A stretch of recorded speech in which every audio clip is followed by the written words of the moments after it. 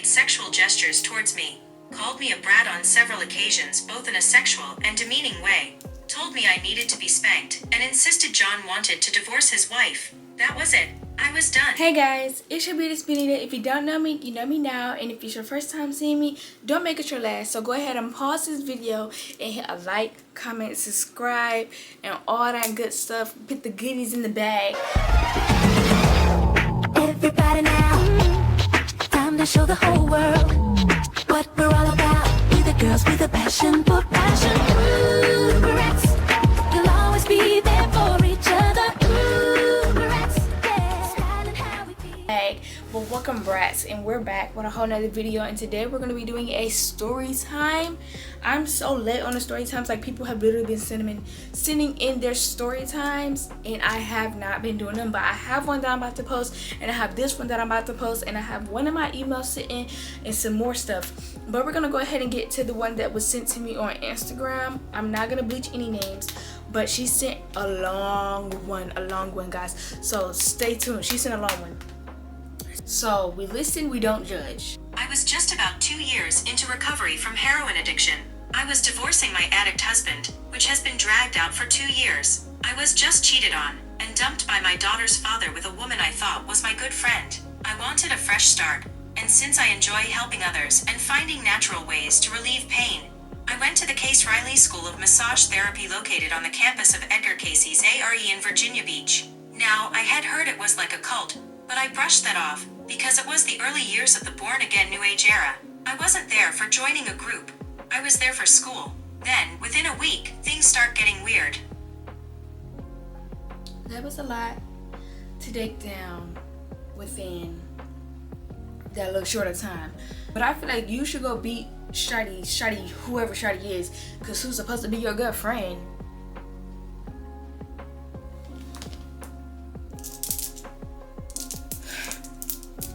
Okay, we listen and we don't judge. I suffer from neck pain from a car accident. Every so often I need a chiropractor to adjust the first 2 vertebrae in my skull and adjust my mid-back as well. So, knowing my anatomy teacher was a chiropractor, just like her husband who was our massage history teacher, I asked her to take a look. She examines my neck and back and says I should book an appointment with said husband. We will call him John.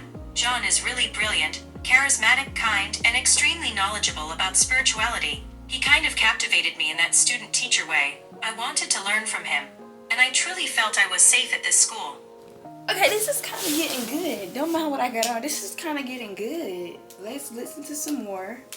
I book the appointment. The initial exam starts off as normal, touching my back, neck, etc. He adjusts my neck and shoulders, and I think that's the end. However, he wants to do the whole shebang. He adjusts my ankles, and then he gets to my hips, and says, well, they look great, but I bet you've heard that before. Now, I didn't think of it too much at that moment, but on my way home, it started to make me feel weird. I eventually brushed it off. Move forward week later in class. He's talking about the neck muscle, the SCM, the one that gives a woman that swan-like look in ballet. Anyway, he says, while looking directly at me, I already see some of you have beautiful SCMs. Let's palpitate and find the insertions. Then class proceeds as usual. Things are pretty normal for a couple weeks until my next appointment. Okay, this is kind of getting good, guys. This is kind of like watching a movie. This is kind of getting good. I'm about surprises, you guys. So let's continue again. He massaging my neck to prep for the adjustment. While massaging, it feels as if he purposely pushed against a nerve. I said how it feels like my ear is on fire. He replies, oh, why would it feel like that? And instead of being honest, I felt like I had to lie. IDK, maybe it's tinnitus or pressure. Never mind. So he continues, adjusts me, and then decides to adjust my hands. However, my hand hits his belt buckle, and he laughs, so I'm sorry. I hope that didn't hurt. And inside I'm like, WTF bro, that was obvious. But still I felt this need to be quiet and brush off everything as accidental and innocent. No, baby, you should have said something right then, and you should never went back after that.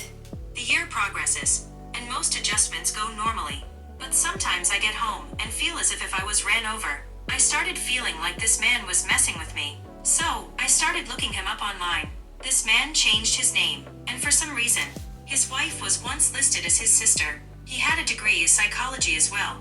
with a focus on hypnosis and hypnotic suggestion. I put 2 and 2 together and realized that's how he controls the class. His classes always feel like we're in a trance at this stage in our training. His wife was listed as his sister. Okay. So did you stop going to these classes or what? He's teaching us a new class at this point. I try to focus and remember he is not a good guy, but I get entranced by how he speaks. At the end of one of the classes, I purposefully waited until everyone was gone to get up to leave. I get up and he starts talking to me, and I'm afraid to make eye contact because I have set myself up for a weird situation. You surely did. You surely did, girl. Okay, we listen and we don't judge, but do y'all think she should have been staying late in the class when she already felt uncomfortable? We listen, we don't judge, though. Maybe she was trying to see something. Maybe she was trying to figure out, like, what's going on, like, curiosity. Maybe that's what that was. When I make eye contact, I immediately feel like a fawn caught in a wolf's den, and he's the wolf. I could feel the predatory energy around me. I can't remember what I said, but he quickly replied to me, "Ooh, gotta use the restroom," and abruptly leaves, and I get this feeling, and this voice kind of telling me follow him. So I run the heck out the school, down the long-ass steps, nearly falling down a few times, and cry in my car before driving home. Next day, I'm sitting in my car hoping I don't see him. I'm crying again. This man is messing with me, but there is no solid evidence, and anytime he said something weird, we were alone. It's June at this point, and I had dealt with this and other odd things since January. Graduation is in August. I convince myself to continue and get out of the car, and I pray I don't see him. Lo and behold, this man is at the top of the steps. Babes, he's on top of the steps. What are you finna do? What are you finna do? What are you finna do? I brushed past him, exuding an energy of stay TF away, but it seems that just made him try harder to get to me. Anytime I acted up, I'd be smothered with something like an opportunity to lunch to meet with some pretty profound people. I accept this invitation. It was a celebration of life lunch for his mentor, who had a random heart attack while in South America with his prized pupil. Now John will inherit all the responsibilities and titles of his former mentor. This creeped me out. He didn't look at all sad. In fact, nobody looked sad at all. Not even his student, who was making flirty eyes at John. The vibe was so weird. I quickly finished and excused myself, saying I had left some of my work in the library, and that I will see him later. Okay. I start asking the oldest members of the ARE what they thought. I had made great friends with these women, and I trusted them.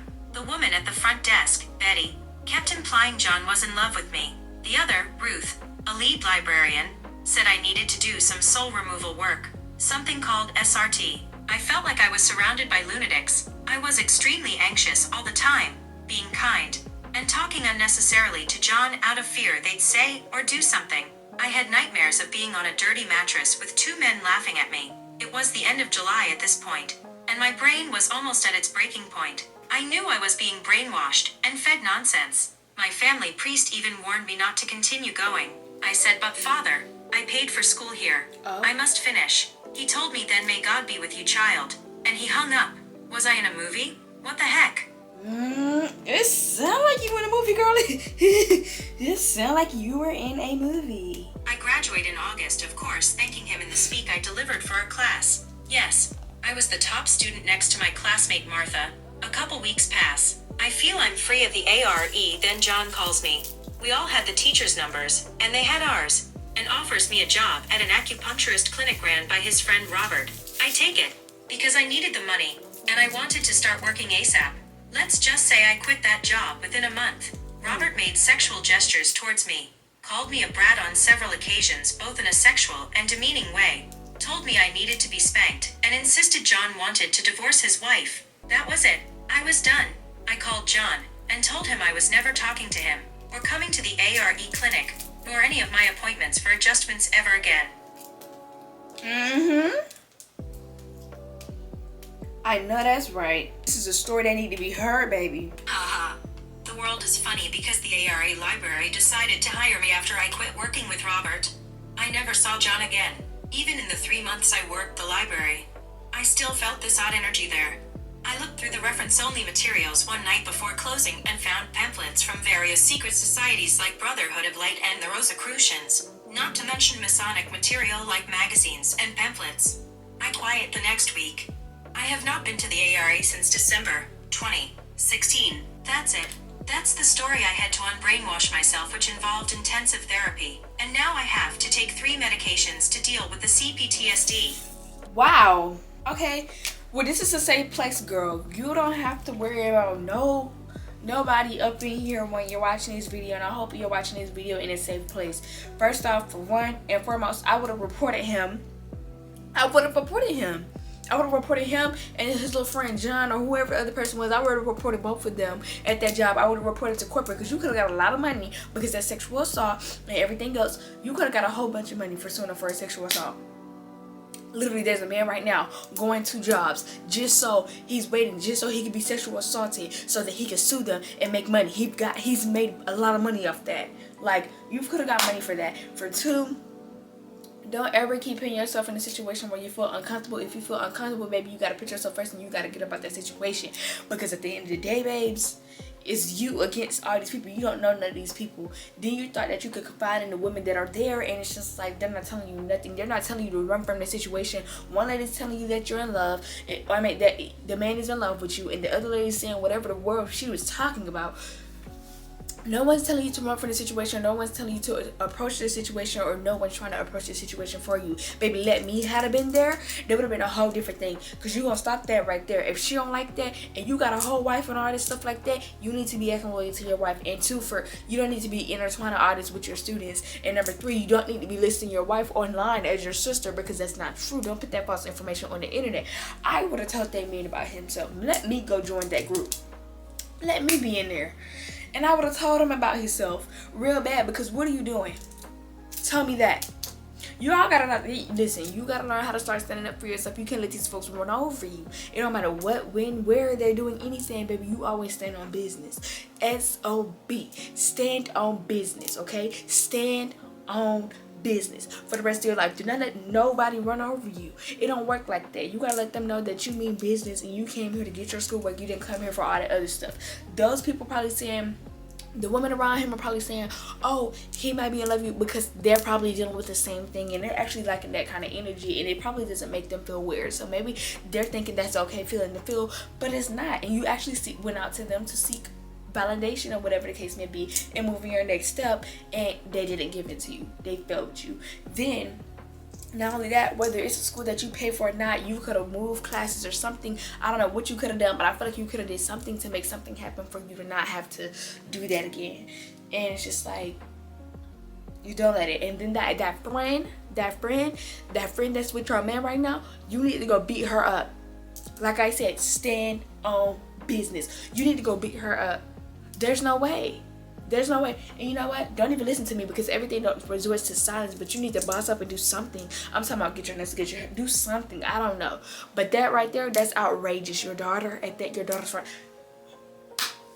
You have to, yeah. And that divorce, go ahead and go through it. You need to go find you somebody else and go be happy at this point, because a real man will never do that for you at all, period. And I know you probably felt like you chose the right one, but this is not that, and it never gave that, and it never will give that. And the fact that he's with his friend, your friend, you better not take him back. You better not take nothing about that man back. Like, I'm so serious. The fact that he's with your friend, come on now, don't. But hey, we listen and we don't judge. I'm not judging you, I'm just giving you advice. It's your beauty is Benita. If you don't know me, you know me now. If this is your first time seeing me, don't make it your last. So go ahead, hit that like, comment, and subscribe button, and make sure you come back and see me, babe. Go ahead and send your story time in too as well. Everybody now, time to show the whole world